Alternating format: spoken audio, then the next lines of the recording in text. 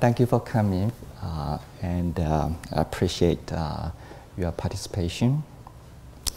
And today we are going to continue to discuss the Diamond Sutra.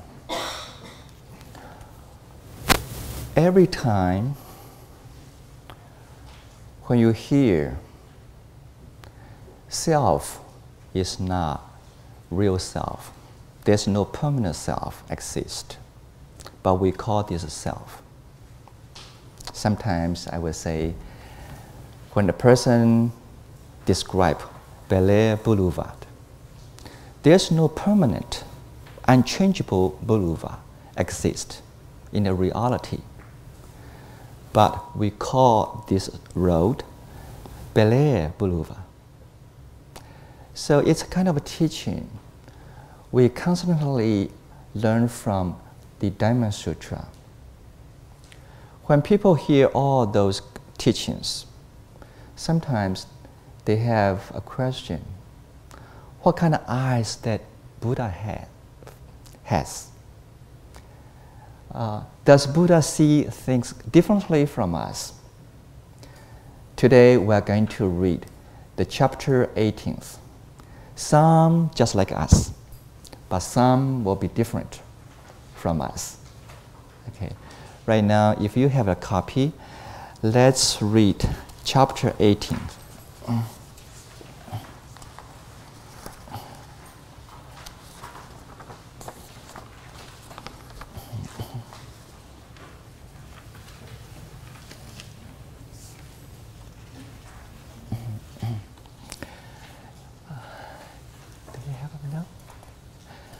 Judy, do we have more copies for some friends? Or whether you can share with others? Okay. Chapter 18.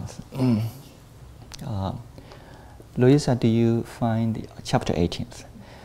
Could you please read half of the paragraph for us? I'm going to let you know when to stop. Okay, please. Subhuti, yes. Subhuti, what do you think? Does the Tathagata have the human eye? Subhuti replied, yes. World honored one, the Tathagata does have the human eye. The Buddha had asked, Subhuti, what do you think? Does the Tathagata have the divine eye? Subhuti said, yes. World owner one, the Tathagata, does have the divine eye. Subhuti, what do you think? Does the Tathagata have the eye of insight? Subhuti replied, yes. World owner one, the Tathagata, does have the eye of the inside. Subhuti, what do you think? Does the Tathagata have the eye of transcendent wisdom? Yes. World Wonder One, the Tathagata does have the eye of transcendent wisdom. The Buddha had asked, does the Tathagata have the Buddha eye? Yes, World Honor One. The Tathagata does have the Buddha eye. Buddha eye. Thank you. Let's stop here for a while. Thank you. Do you need eyeglasses? Yes. I didn't have them. Sorry. Okay. Thank you for the reading. My Appreciate pleasure. it. Because there's no preparation for you, and just ask you right away. Yeah. It's an honor. Thank you. Do we have human eyes? We do, yes. I would like to check on you.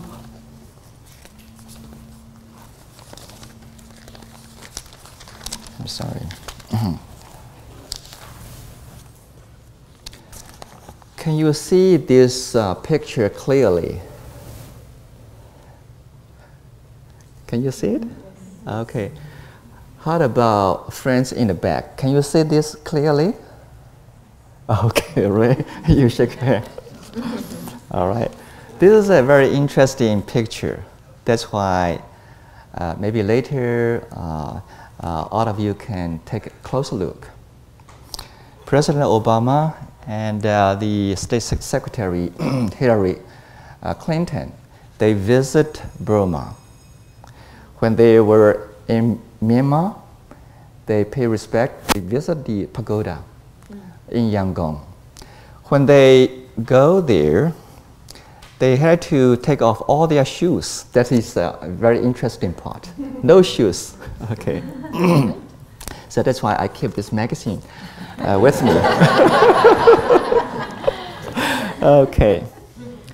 We all have human eyes, so we can see. Seeing things is a very important ability. A few years ago, when I was in Hong Kong, a friend asked me this question. There are two abilities, seeing and hearing. If you can only keep one ability, which one do you want to select? So think about this. Some people say, I'd rather to have my eyesight. Okay. But of course, it's better to have both. I can hear, I can see. But definitely, seeing is very important. But as a human being, we also notice that even we have eyes. According to each individual's physical condition, some have good eyesight. But a person like me, I only have one eye because my right eye is a lazy eye. When I close my left eye, I can see there are many people, yeah, sitting here, but I cannot really identify which one is which one, who is who. So I have my eyesight in this way. Yeah. Even we have two eyes fully developed, sometimes we cannot understand everything correctly by just seeing. That means we have to continue to develop another sight, another eye to help us. Many years ago, a monk came to Houston from Taiwan. And he told me that one night they drove the car from southern Taiwan to northern Taiwan. They stopped in Yilan city. Finally, it was very late, about 11 o'clock already in the night. So they found a way to call the temple, open the gate for them so they can rest themselves. The next morning, a lay family living in front of the temple called the temple and tell the abbot, I wanted to report this incident to you. Last night, I saw a few monks buying meat, sweet rice from a food store. They call it 肉粽, 八粽, and sweet rice with meat in it. In Chinese Buddhism, we emphasize on vegetarian concepts. Okay, so all monks and nuns, we should be vegetarian.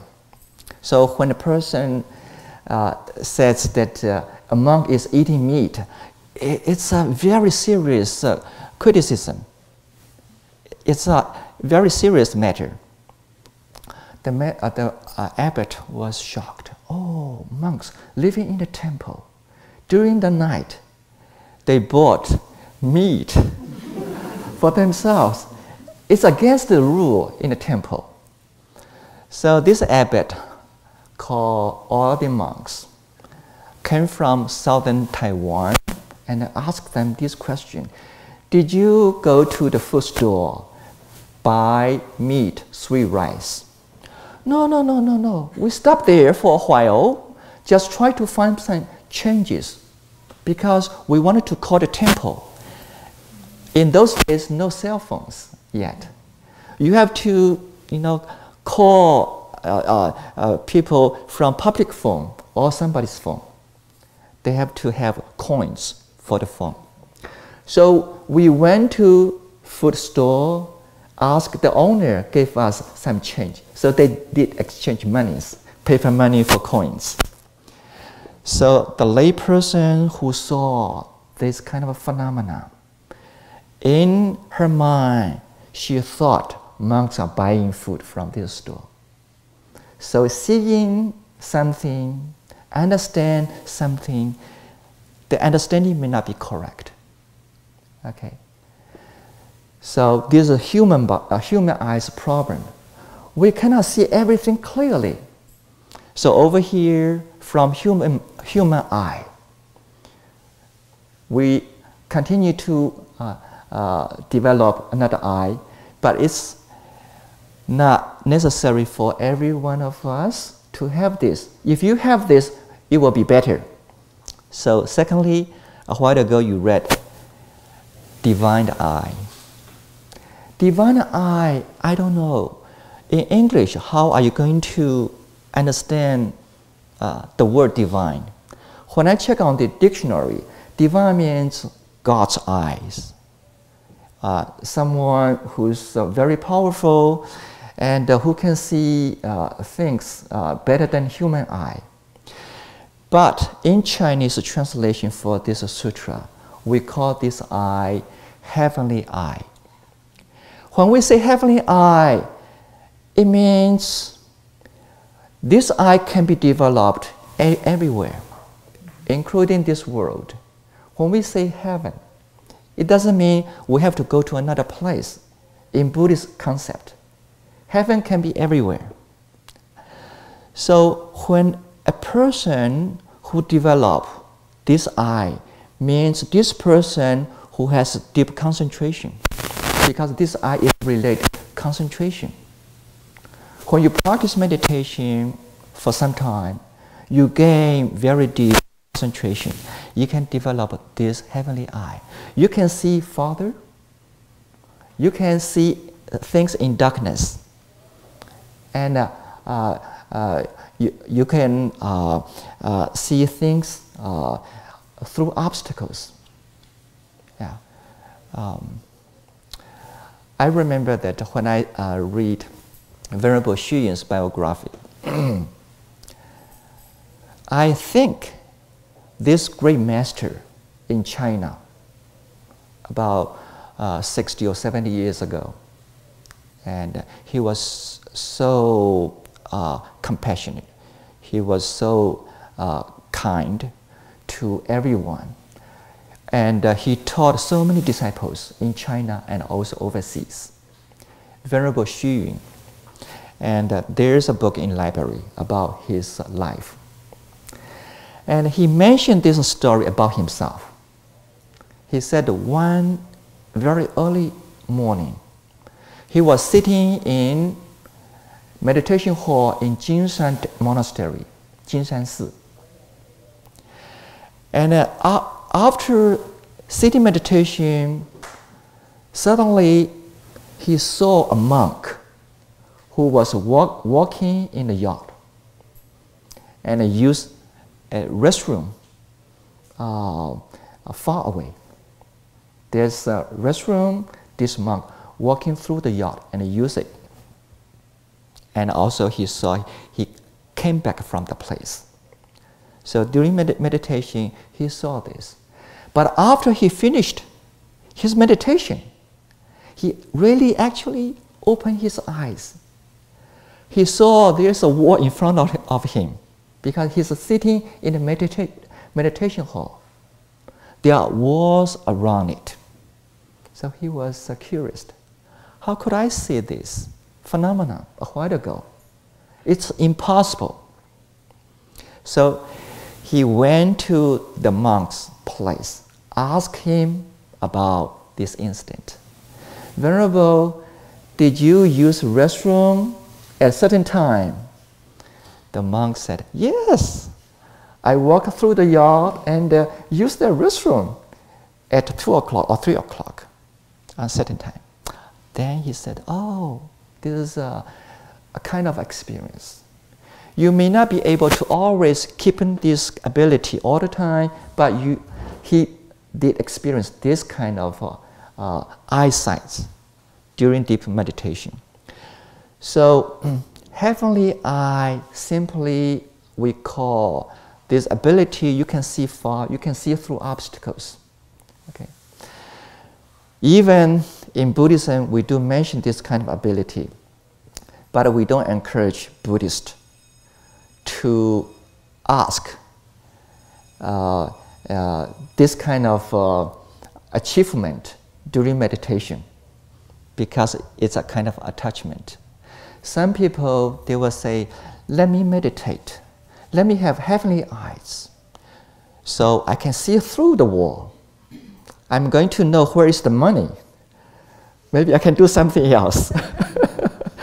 Perhaps someone, they will, thinking strangely. Even some people, they will say, Venerable Hang Yi, can you see numbers for the lottos? Once I was in Taiwan, and a lay person came to me. She said, Venerable Hang Yi, I wanted to buy the lotto. Give me some numbers. No, I said I cannot, make any guess. No numbers. But she said, yeah, I hope you just simply give me some numbers. So I said, how about this? 10, 10, 19, 55. These are my birthday numbers. Just making a guess, because as a Buddhist, we don't want to develop this kind of ability, heavenly eyesight. Because if you don't have wisdom to manage yourself, it's not going to help you. So heavenly eye is ability to see things far away, to see through obstacles, to see things in darkness. But it doesn't mean that it's going to bring you enlightenment. Okay. I watched a program on PBS, Channel 8. I think they introduced the eyes of eagle flying in the sky. They say this animal really have a good eyesight. When the bird flying in the air far away from the ground, but the bird can see rabbits, small rabbits on the ground and catch the rabbits. So even the eagle has this kind of eyesight. It doesn't help eagle to liberate, from samsara world. So we mention these heavenly eyes, but we don't encourage people to find a way to achieve this kind of ability. But after heavenly eyed, in this sutra, the eye of insight, wisdom is right. Okay, insight eye. But in Chinese translation, simply say wisdom eye. In Buddha's teaching, Buddha does ask us, disciples, please develop your wisdom eye, the eye of insight. Because this eyesight is so important for us to see things as the way it is. Understand the nature of everything, including ourselves. With this kind of eyesight, we can see through ourselves, so we can detach from self-attachment. Without this kind of eyesight, it's impossible. So this eyesight is a way to liberate us from all kinds of attachment. So the third eye, the wisdom eye or insight eye, are so important because Buddha has this kind of eye. A lot of great bodhisattvas, they all have this kind of eyesight. So that's why when they say, I liberate all kinds of living beings, but there's no real living beings that I actually liberated because of this eyesight. So human eye, heavenly eye, related with physical condition. Yeah. And today, because of the technologies. Yeah. We develop a lot of what do you call it, computers, and we can see things. Long time ago we couldn't see. We can hear voice. Long time ago we couldn't hear. Today you make a phone call to New York, to Taiwan, to Hong Kong. Because of this technology we can hear. But these are still depend on physical condition, material condition. Okay. Okay. Over here, the wisdom eye is not dependent on physical condition.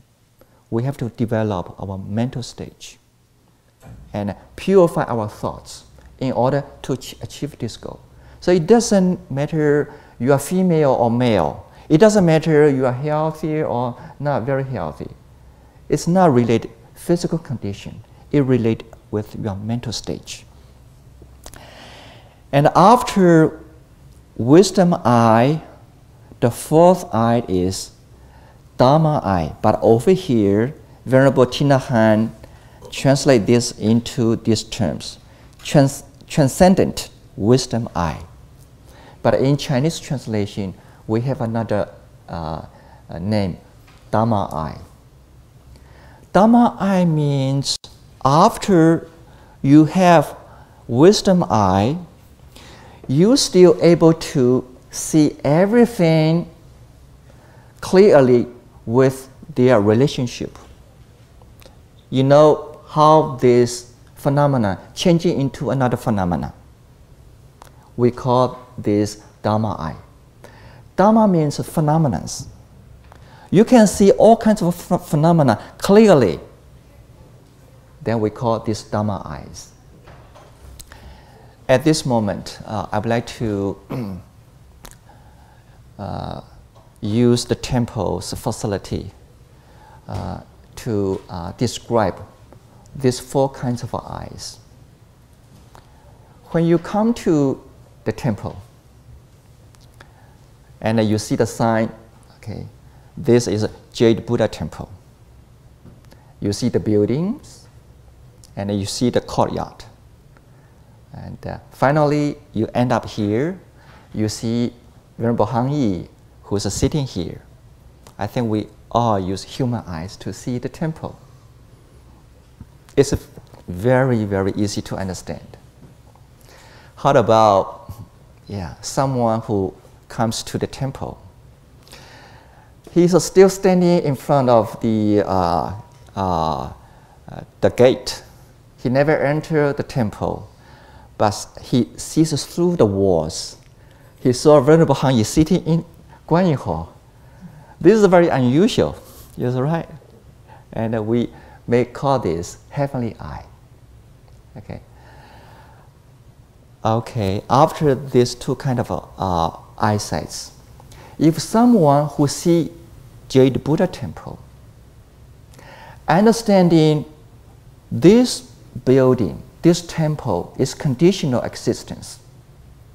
It's impermanent. And everything is changing constantly. We cannot pick anything that we can call Jade Buddha temple. We cannot call this cushion Jade Buddha temple. We cannot call the monk Jade Buddha temple. We cannot call Guanyin Hall Jade Buddha temple. So when we think about Jade Buddha temple, it's conditional, it's impermanent, it's changing constantly. There's no real nature permanently reside in this name we call Jade Buddha temple. So finally, we end up this concept. We see the emptiness of things. We see the empty nature of Jade Buddha temple. Then this person has the third eye, wisdom eye. Okay. After this person sees this truth, then you ask him, do you know how contractor build this temple? What kind of material did they used for this temple? And this person can check out all kinds of conditions around the temple, identify what kind of material in what name or what kind of a quality. Clearly can be able to describe all kinds of conditions around the temple. This is Venerable Han Yi. He is Venerable Jing Hai. This is Louisa. So clearly understand every person, every name, and every existing phenomena. We call this Dharma eye. This is because Bodhisattva has a vow to help all living beings. Without this kind of a Dharma eye, how can you understand the person you are going to help? So he must be able to understand the person who is sitting in front of him in order to find the right way to help this person. He's going to use this temple's condition properly to have programs in order to serve the public. So Dharma eye is very important for all bodhisattvas. Wisdom eye basically for arahants, because arahants mainly want to liberate himself or herself. So when you understand the empty nature of things, maybe that will be enough for this practitioner. But if you say, I wanted to be a bodhisattva, it's better for you to have the eye of Dharma, Dharma eyes. Okay. When we develop our Dharma eyes perfectly, achieving the perfection, then we call this Buddha eye, the highest level of the sights. Okay. Any questions about those 5 eyes? And yes, Judy? The Dharma eyes Yes. sees everything clearly. Yes. Understand everything inside. So does that means that I can see you and know exactly what you're thinking? Like I can read people's minds. I'm talking to you, I know what you are thinking, how you feel, and I can read your mind clearly. So the next contents that we are going to read actually is going to answer your question. However, let's go and read this part of the chapter. Marcus, do you want to read for us? Oh, okay, yes. Okay. How about Larry? Do you want to? Okay, continue. Yes, please. Subhuti, what do you think? Does the Buddha see the sand of the Ganges as sand? Subhuti said, Lord Honored One, the Tathagata also calls it sand. Subhuti, if there were as many Ganges rivers as the number of grains of sand of the Ganges, and there was a Buddha land for each grain of sand in all those Ganges rivers, would those Buddha lands be many? Yes, World Honored One, very many. The Buddha said, Subhuti, however many living beings there are in all these Buddha lands, though they each have a different mentality, the Tathagata understands them all. Why is that? Subhuti, what the Tathagata calls different mentalities are not in fact different mentalities. That is why they are called different mentalities. Why, Subhuti? The past mind cannot be grasped, neither can the present mind or the future mind. Thank you. After we read these contents, I don't know how much do you understand about the meaning. Buddha understands all living beings' mentality. I think for us it's very difficult to understand that. And even I lived with Venerable Qinghai for more than 30 years. I still cannot say I understand Venerable Qinghai clearly. Okay. Sometimes I talk to him. I wanted to check on his facial expression. He's happy today. And today he's ill, he's not feeling well, he's having a cold. And sometimes after I talk to him for a while, yes, I might notice that, okay, he's thinking in this way, not another way. So I better to discuss in this way with him. Okay. And sometimes he's very humble. Yeah, he needs something, but he doesn't say this to us. So because I lived with him for too long, I noticed, oh, he wants to eat this. He prefers to have this. So understanding our family members, even we live for a long time, it's not easy. Yeah, how about strangers? Yeah.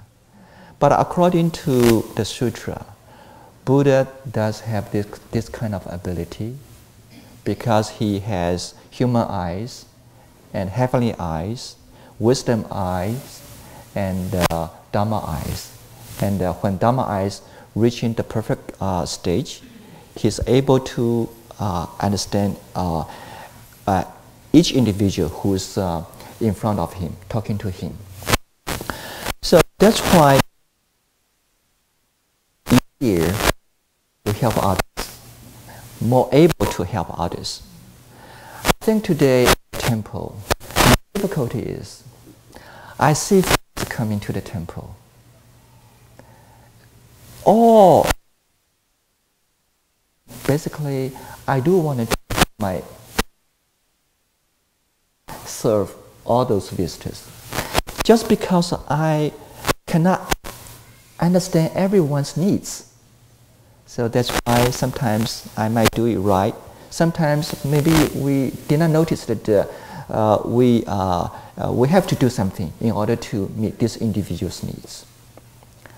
So it's a kind of difficult, it's an obstacle for us.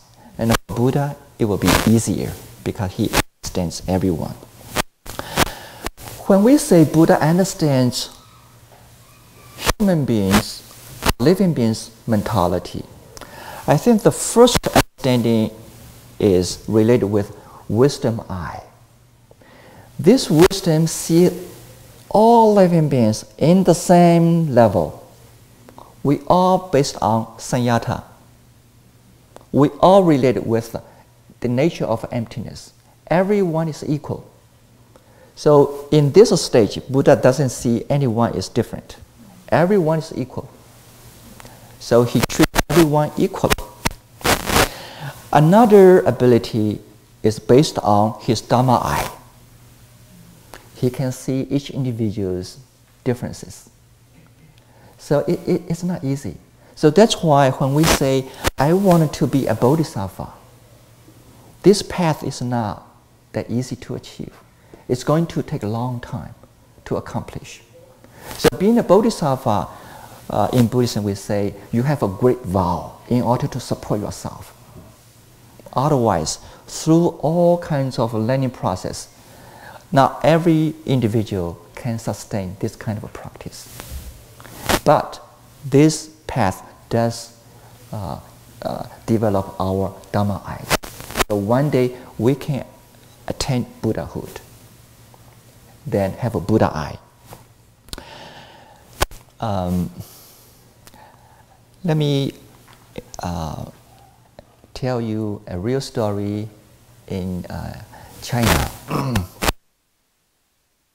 It's Zen Buddhist school.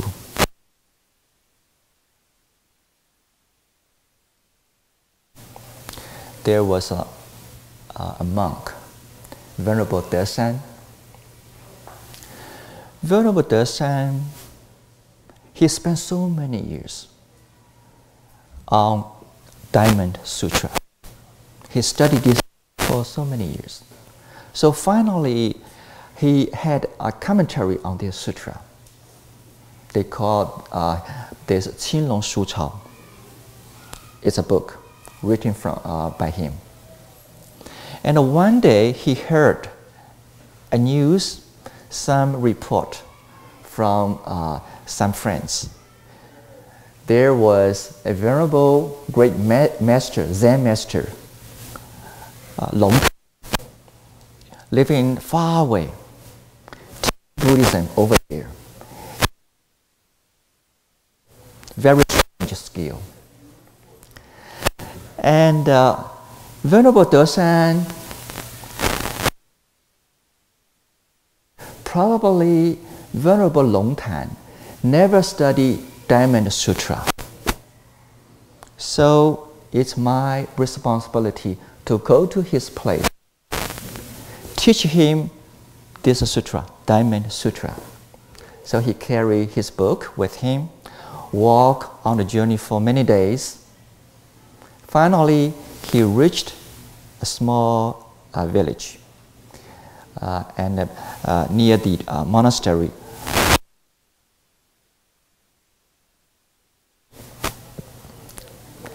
And he was hungry. So he said, let me eat something before I actually talk to Venerable Longtan. He found a place where they sell food.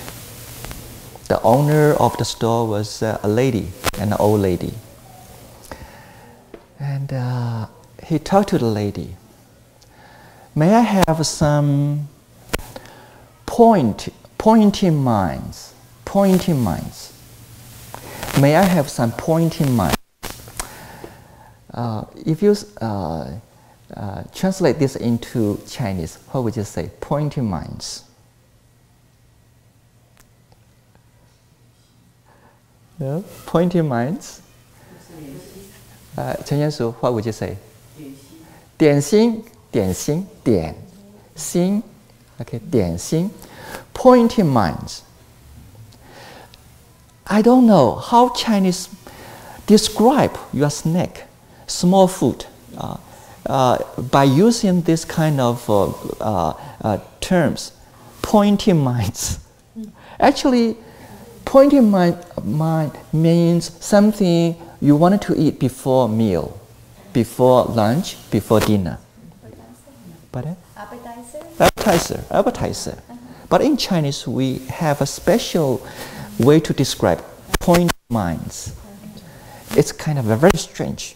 Okay, so when you hear pointing minds in English without proper explanation, you don't know what is it. Yeah. So he asked the old lady, "Can I have some pointing minds?" "Oh, Venerable, where do you come from?" "I came from far away." "Venerable, what do you study?" "I study Diamond Sutra." "Oh, Diamond Sutra. It's a very important teaching of Buddha. Today, this is my opportunity to offer you something, to offer you pointing minds. But before I offer you pointing minds, I would like to ask you a question. In this sutra, Buddha says, the past mind cannot be grasped, neither can the present mind or the future mind. Which mind do you want to point?" Which mind do you want to point? Pointing minds. Do you want to point to the past mind, or the present mind, or the future mind? Suddenly, Venerable Darshan was shocked, and he didn't know how to give this old lady an answer. He stood there for a while, and he told himself, before I meet Venerable Longtan, disciples around the monastery, they are highly trained Buddhists. Even this old lady can ask me this kind of question. I cannot answer. So there's no use for me to carry this sutra to meet Venerable Longtan. He must be a great teacher. So he burned his commentaries over there. Yes. And then he did not carry any books or sutras with him. And he wanted to be humble and without any attachment. Then see the Venerable Longtan, learn something from him. Because after the old lady asked him this question, then I would like to ask you that if you were Venerable, what would you do? If you were Venerable Darshan, you wanted to eat something. Yeah. May I have some pointed minds? If the old lady, ask you this question, what would you do? So this is another question perhaps every one of us can continue to think. What would you do? Last night when I read Venerable Tina Han's commentary on this part, he said, if I were Venerable Darshan, I would simply say, I'm hungry, I wanted to eat.